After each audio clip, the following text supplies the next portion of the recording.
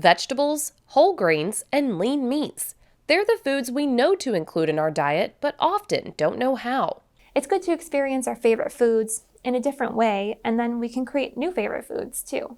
Lee Health clinical dietitian Noelle Conkin says cooking at home can allow you to experiment with new, healthy recipes. When we are cooking at home, we can save a lot of money, but then also create more nutritious goals than we would be when we dine out. Including a variety of different fruits, vegetables, and spices in your diet can give your body the nutrients it needs. Experimenting with new seasonings and spices is a great way to add bursts of flavor into your meal.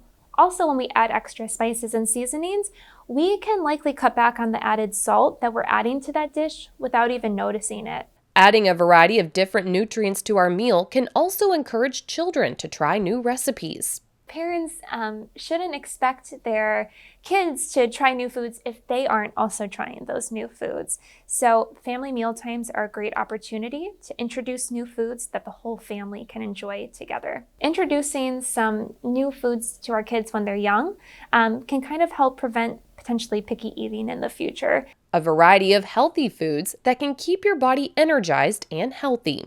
For Lee Health, I'm Lindsay Morton.